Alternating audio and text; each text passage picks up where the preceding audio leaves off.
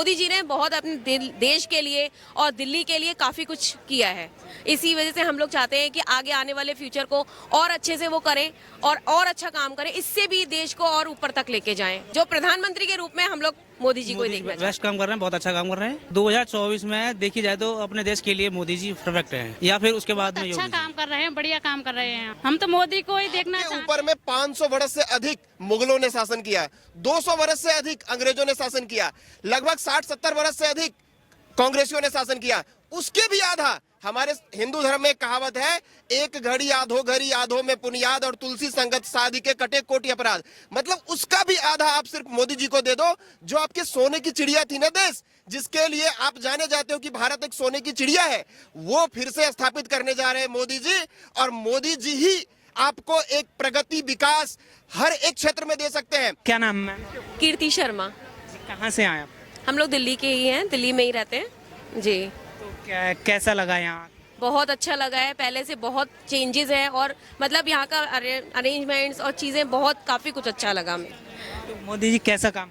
बहुत अच्छा काम कर रहे हैं, बहुत ही अच्छा। 2024 में किसको देखना चाहते हैं प्रधान? सेम मोदी जी को ही, क्यों मोदी जी? क्योंकि मोदी जी ने बहुत अपने देश के लिए और दिल्ली के लिए काफ़ी कुछ किया है।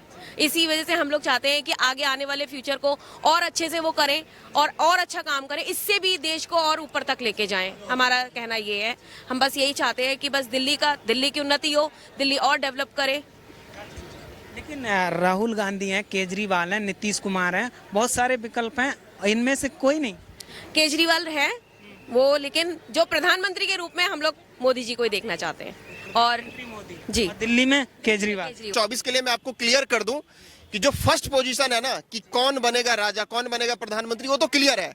अब जो सेकंड पोजीशन है उसके लिए लड़ाई है। इन सब में जितने नेता आप देख रहे हो, नीतीश जी सबसे मिल रहे हैं, केजरीवाल जी जगह जगह जा रहे हैं और राहुल गांधी जी पूरे देश में घूम रहे हैं, तो सेकंड पोजीशन का लड़ाई है। फर्स्ट पोजीशन तो बिल्कुल फिक्स है, मोदी जी को कोई हटा नहीं सकता।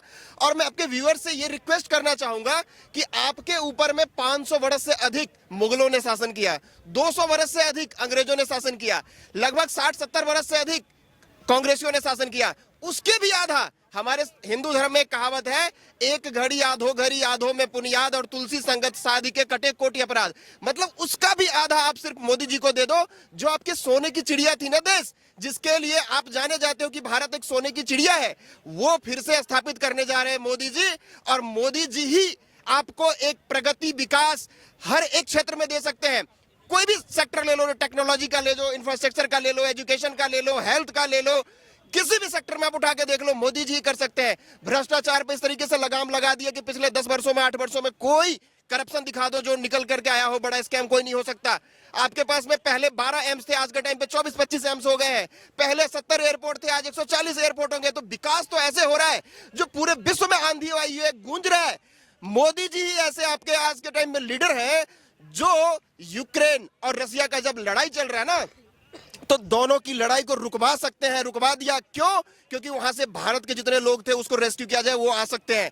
तो वो क्षमता सिर्फ मोदी जी में, और किसी में क्षमता नहीं है। महाभारत में भी क्या हुआ था, सारे कौरव मिलकर के जो है ना, एक जो आपके अभिमन्यु थे उनको मिलकर के मारा था, लेकिन विजय किसकी हुई थी? भगवान कृष्ण की। और जय की हमेशा सत्य की विजय होती है, और सत्य मोदी जी के साथ है, और वही विजय होगा। और कोई टिका नहीं सकता, हिला नहीं सकता, क्योंकि सच्चा जो होता है ना, उसको कोई डरा नहीं सकता। ये जितने भ्रष्टाचारी लोग मिल जाए, लेकिन आएंगे तो मोदी ही जी आएंगे। क्योंकि आज के टाइम पे आप देखो ना, मोदी जी और योगी जी का जो है ना, वो एक अवतारी पुरुष है, वो कोई आम पुरुष नहीं है। मैं ऐसा क्यों कह रहा हूं? मैं एविडेंस के साथ कह रहा हूं।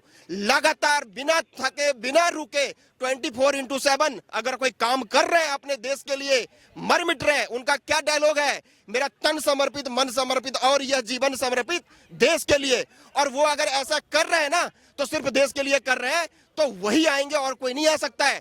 बाकी ये लोग जितने लोग मिल रहे हैं, देखो मैं जनता से यही रिक्वेस्ट करना चाहूंगा, आपके व्यूअर्स जितने हैं, ये सब लोग इसलिए मिल रहे हैं क्योंकि वो भ्रष्टाचार नहीं कर पा रहे हैं, वो ईडी से डर रहे हैं, सीबीआई से डर रहे हैं ना, तो इसीलिए वो बिलबिलाए हुए हैं कि कैसे भी आकर के अपना वहां पर आकर के बैठे और फिर से करें। वो संभव नहीं होगा, क्योंकि देश का जो जनता है ना, वो जागरूक हो चुका है।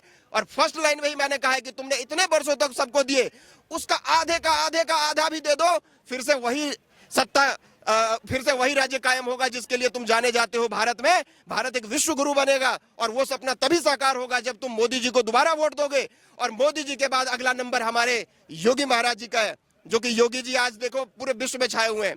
मेरा यही कहना है आपके व्यूअर से। दावा ठोकने के लिए तो आप भी दावा ठोक सकते हो, लोकतंत्र है, मैं भी ठोक सकता हूं, भाई साहब भी कह सकते हैं मैं पीएम बनूंगा। लेकिन जो क्षमता की बात होती है ना, जो योग्यता की और जो देश के लिए समर्पण की भाव है, वो सिर्फ मोदी जी के अंदर है। आप दीपावली के समय में जब आप घर में सोए रहते हो ना, मोदी जी बॉर्डर पे सेना के साथ खड़े रहते हैं। क्यों खड़े रहते हैं? क्योंकि वो देश के लिए सोचते हैं। और किसी लीडर के अंदर ये क्षमता नहीं है कि वो देश के बारे में 24/7 सोचे, देश को उन्नति करे, देश की विकास करे। तो इसीलिए मोदी जी है। मोदी जी कोई ऐसा नहीं है कि मुझे कोई पर्सनली वो मेरे को करोड़पति बना दिया, ऐसा नहीं है। लेकिन हम उनके साथ हैं जो देश के साथ है, और देश के साथ मोदी जी है ना, आप समझो ना। तो इसीलिए मोदी जी है और दूसरा कोई विकल्प है नहीं कहने के लिए। कि लोग कहते हैं कि रोजगार नहीं है, मोदी आया जब से बेरोजगारी है, महंगाई बहुत ज्यादा बढ़ गई है। जो लोग रोजगार की बात करते हैं ना, मैं आपको बताऊं, वो लोग अच्छे खासे रोजगार में होते हैं। जो लोग इस तरीके की बातें करते हैं, देखो आज के टाइम पे मैं आपको हकीकत बताऊं, देश में कोई भी ऐसा पब्लिक, कोई भी ऐसा बंदा नहीं है जो भूखे मर रहा हो, जिसके पास में कोई रोजगार नहीं हो, कोई व्यवसाय नहीं हो। वही बंदा ऐसा हो सकता है, मैं मानता हूं 1%, जो सिर्फ पॉलिटिक्स करने की बात करता है, जिसको हकीकत से कोई लेना देना नहीं है, जिसको सिर्फ अपने आप को चमकाना है और जिसको सिर्फ मोदी साहब को नीचा दिखाना है, वही लोग ऐसी बातें करेगा। तो उनके 1% को बोलने से कुछ भी नहीं होगा। क्यों? आज के टाइम पे आप रोजगार की बात कर रहे हो, मैं आपको हकीकत बताता हूं, इतने सारे स्टार्टअप इंडिया में खुले हैं, इतने सारे यूनिकॉर्न बने हैं, इतने सारे लोग अपने बिजनेस स्टार्टअप कर रहे हैं। अब एक बात बताओ, जीएसटी का कलेक्शन हर महीने लगभग 1.5 लाख करोड़ का है। डायरेक्ट टैक्स का कलेक्शन अगर आप देख लो अभी इंडिविजुअल वाला उठा करके तो 7-8 लाख करोड़ रुपए का है। तो ये जो पैसे आ रहे हैं तब तक नहीं आएंगे जब तक रोजगार नहीं है। एक चीज। दूसरी बात, महंगाई की कर रहे हो आप, तो महंगाई तो देखो, महंगाई अगर आप विकास देखना चाह रहे हो, आप चाहते हो कि आपकी डेवलपमेंट हो, अच्छी सड़कें बने, अच्छी अस्पताल बने, अच्छी एजुकेशन मिले, तो महंगाई कंपेरेटिव बढ़ेगा। इसलिए बढ़ेगा क्योंकि आपकी जो सैलरी 2010 में थी वो आज सैलरी नहीं होगी, उसमें महंगाई के हिसाब से बढ़ा है। तो महंगाई देखो कंपेरेटिव बढ़ा। आप सोचोगे कि जो महंगाई 1960 में, 70 में या 80 में था, वो आज भी वो रेट पे आपको मिले, तो नहीं मिल सकता। क्यों? क्योंकि संसाधन जो है वो सीमित है और जो आवश्यकताएं हैं, जो लोग हैं, वो काफी ज्यादा है, डिमांड काफी ज्यादा है। तो महंगाई तो ये तो इकोनॉमिक्स का सिंपल लॉ है।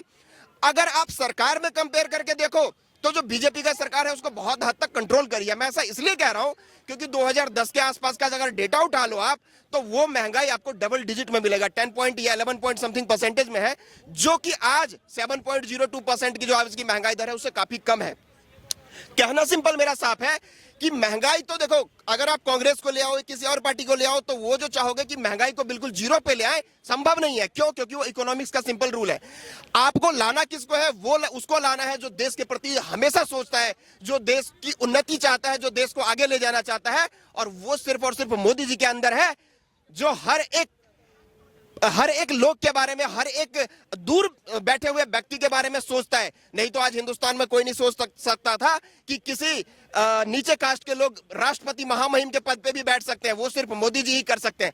तो वो दूर दराज जो बैठे हुए लोग हैं, पहाड़ में, दूर गांव में, उनके बारे में कौन सोच रहा है? मोदी जी सोच रहे हैं।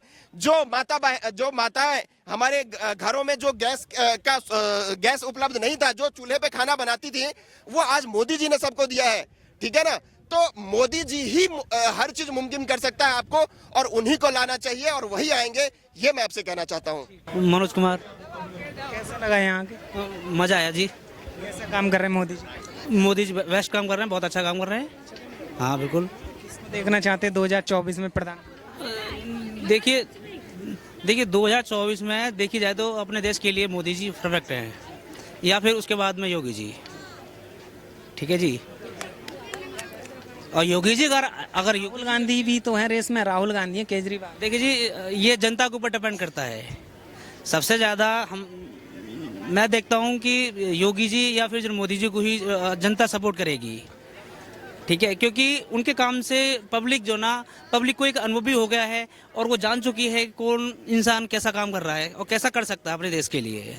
तो हमारे लिए तो वैसे मोदी जी और योगी जी दोनों ही ठीक हैं, परफेक्ट है। हालांकि मैं उत्तर प्रदेश से हूँ, ठीक है, और बीएसपी को मैं सपोर्ट करता हूँ, पर बीएसपी को सपोर्ट करता हूँ, पर काम मुझे अच्छा लगा है मोदी जी का। काम मोदी जी का। आप बीएसपी के सपोर्टर हैं? पहले करता था, मैं चाहता हूँ आगे के लिए भी रहे। जब बीएसपी को आप सपोर्टर कर रहे हैं, फिर पलट कैसे गए? पलट देखो, काम देखा हमने, काम देखा, काम अच्छा लगा।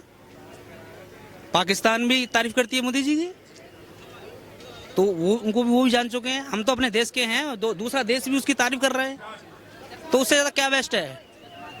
वो बेस्ट है ना, अच्छा है, बढ़िया बात है। 2024 में किसको प्रधानमंत्री देखना चाहते हैं आप? देखिए, मोदी जी को देखना चाहते हैं और मोदी जी आएंगे, कोई नहीं है टक्कर में। मोदी जी के क्यों पड़े हो चक्कर में? क्यों, ऐसा क्यों? राहुल गांधी हैं, भारत जोड़ो यात्रा कर रहे हैं, वो भी तो मेहनत कर रहे हैं। अरे राहुल गांधी राहुल में रह गए, गांधी अलग चले गए हैं, ठीक है। वो जोड़ने के चक्कर में पार्टी टूटती जा रही है। देखिए, ऐसा ही होता रहा तो राहुल को गिननी पड़ेगी हमारे सांसद कितने आए। तो पहले तो अपनी पार्टी जोड़ें, भारत को जोड़ने की बातें छोड़ें, पहले पार्टी को जोड़ें। भारत तो जुड़ा ही हुआ है। अब क्या चाहते हैं? पाकिस्तान को ले आए हैं, ईरान को ले आए, अफगानिस्तान को ले आए हैं, बांग्लादेश को ले आए, तब तो भारत भारत बनेगा। पर आप भारत जोड़ो जोड़ो करके और अपने साथ कौन को लेके घूम रहे हो? कन्हैया कुमार को, जो कहता था भारत तेरे टुकड़े होंगे इंशाअल्लाह इंशाअल्लाह। ऐसी मानसिक प्रवृत्ति वाले लोग क्या भारत जोड़ सकते हैं? ये तो भारत को तोड़ने की कोशिश करने वाले हैं। और इनके जो सपने हैं ना, वो कभी पूरे नहीं होंगे। एक माँ की लालसा है, एक माँ की लालसा है मेरा बेटा प्रधानमंत्री बने भारत का, वो कभी पूरे होने वाली नहीं है। इस तरह की जिस तरह की कांग्रेस की सोच रही है, हमेशा वो उन्होंने सनातन का विरोध करा है और ये सनातन ही उनको उनकी औकात बताने जा रही है कि आपकी औकात कहाँ है, यहीं रहोगे। और अटल जी का जो कहना था वो सपना पूरा हो रहा है।